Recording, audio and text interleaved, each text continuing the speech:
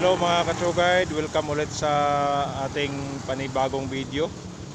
So gagawin naman natin ngayon, so ituturo ko naman kung paano hanapin yung reflected long distance maps, mirror maps.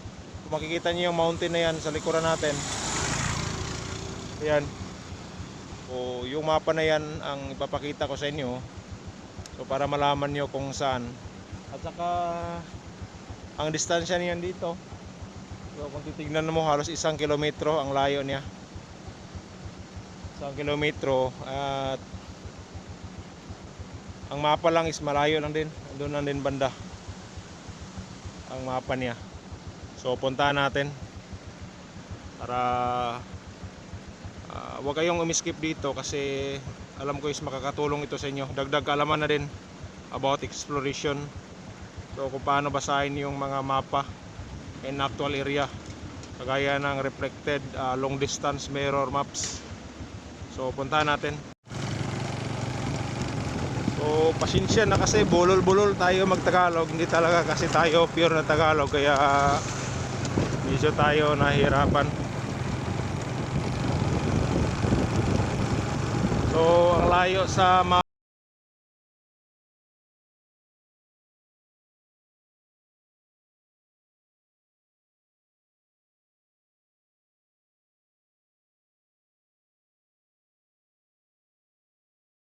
So yan, terrain na yan, mountain. So yan ang papakita ko sa inyong mapa. So kinopya talaga niya. So reflected mirror din, kasi kaharap niya yung mountain, para kang tumitingin sa salamin. So yung mountain na yan,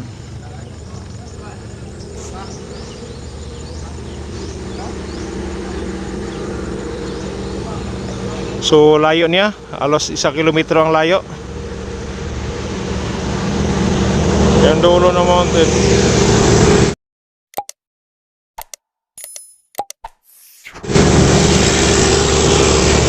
So para siyang eagle sa mapa niya, para siyang eagle. Tapos may landslide area dyan, may landslide area, mayroon ding cave dyan. Nakuhaan na ng ano, yung ng ahas na ginto dyan, yung banda na yan.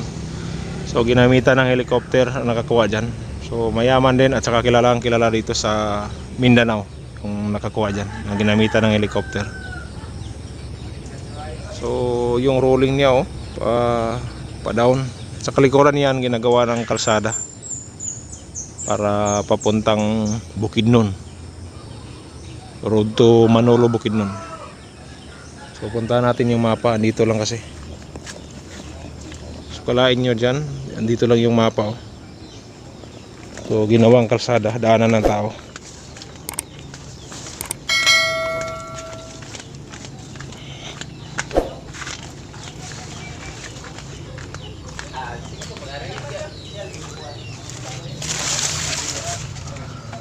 So dito lang siya, ito lang.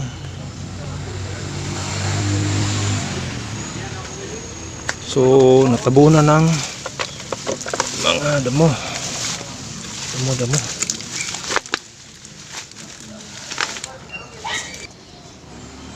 So dalawang pagtitingnan mo siya, para siyang eagle or parang dinosaur. So init lang. So may bibig pa siyang ginawa. So comparing talaga siya sa hayop, para siyang eagle or dinosaur. So, ito yung ginawang mata niya. Ito yung banda ang ano, parang yungib din in actual. Dito banda yung nakuna na sa helicopter, yung sinasabi na cave, kasi may cave kasi dyan. Sinasabi nakuna ng snake, gold snake ang nakuha dyan. So maraming ang mga tao kasi nakapasok dito, kumukuha ng mga pugad ng sayaw, kaya nalaman nila na may ahas daw diyan na dilaw. So nang ginamitan ng helicopter, so snake gold pala ang laman doon, kasi pagbalik ng mga nung sayaw, wala nang ahas doon, basag na yung simento. Ayan, dyan sa baba na yan, na side. So madaanan to ng tao. makita natin. So ginawang hagdanan yung rolling na yan, so makikita natin sa top ng mountain. So ayun, so kung tutuusin, parehong-pareho ginawa siya talaga sa actual. So madali lang makita yung mga dots na yan. Yung dots na yan actual, madali lang. Yan, yung cave na yan, yung dots, ito madali lang din. So dito na sa dulo ng ng mountain, doon sa kabila, kasi reflector ang ginawa nila. So ganito lang siya guys i-compare mga ka-tour guide. Ganito lang siya i-compare in actual area. Saka dito, kaya may kanal dito in actual kasi mayroon ding kanal. Mayroon siyang kanal dito. Ito yung top. Ito yung kanal na nagsisilbing para siyang busay. Ay busay dito. So mapuntahan natin yan. So gusto ko sana puntahan yan. Hanap lang ako ng kasama natin na mag-explore dyan. Kasi napakagandang tanawin pag mapuntahan natin yung dulo ng mountain na yan. Yung kanal na yan, yung titignan natin. Ayun lang banda yung kanal, oh. Yun, oh. Yung parang nayungib na yan. Yan, kanal na yan. So baba lang na high lens ng camera natin. Ayan, oh. Yan, yung yungib na yan in mountain. So na form of canal yan. So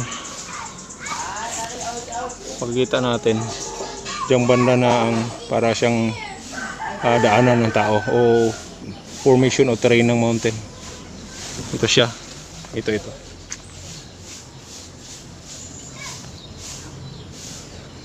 So kinokopya niya. So pa down yung tulis ng bibig ng dinosaur or eagle. So pa down. Kaya yung mountain kung pupuntahan natin sa top, so pareho lang din, pa down. So tignan niyo yan, yung top, pa down niya, pa down.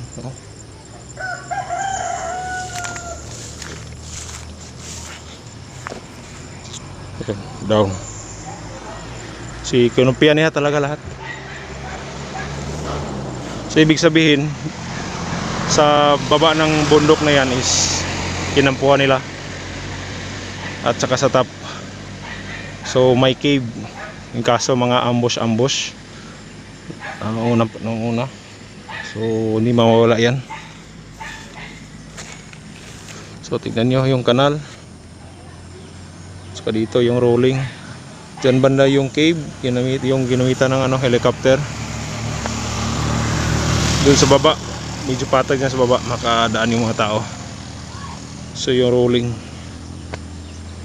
so yan po ang paraan sa pagbasa ng long distance reflected mirror in actual area to mapstone.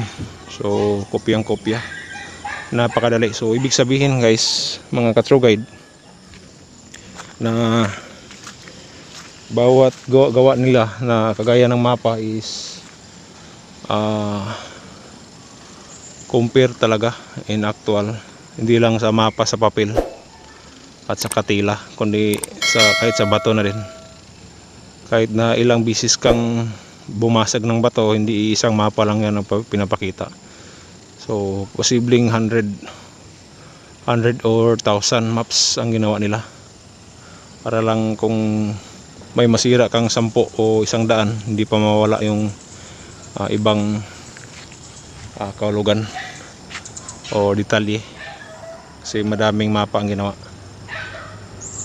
So sana po is nakadadag ito sa inyo ng experience, o may nakuha kayong idea dito sa ginawa ko. Kaya di posibleng gumawa ng mapa ang mga Hapon hanggang sa saan dulo ng pagtingin sa iyong mata, ang dulo sa iyong tinitignan, kahit anong layo pa yan, basta abot ng iyong mata, kinokopya talaga ng mapa niyan. Kung sa iba niyan is tatrabahoin na yan sa ilalim ng bato. So Di naman mawala sa ibang mga baguhang TH natin, kahit na hindi na bagong mga TH. Di mawala is hukayin yan sa ilalim.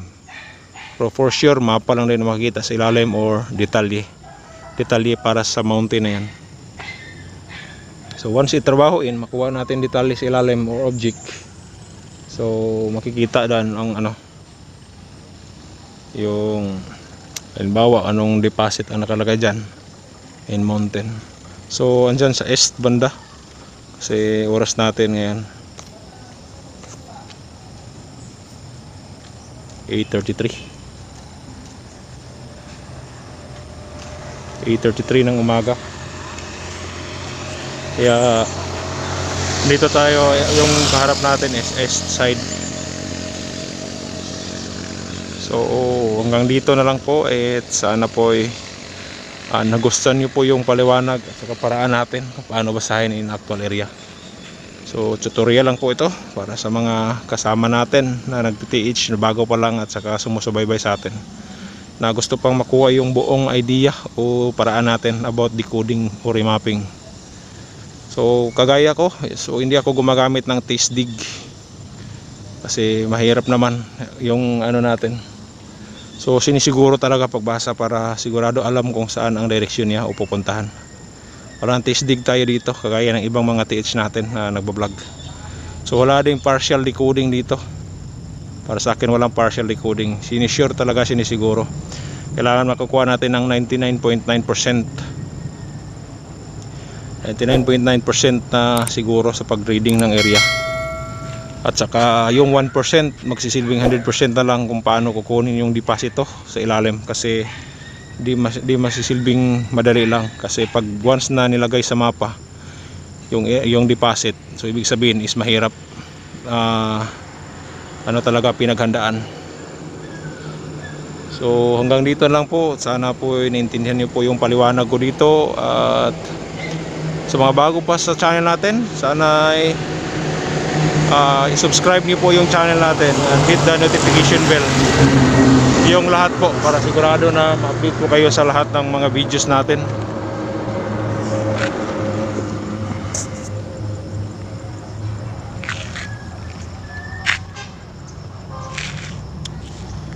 So galing dito sa amin mga halos din ang layo niya, mga 700 meters ang layo galing sa amin.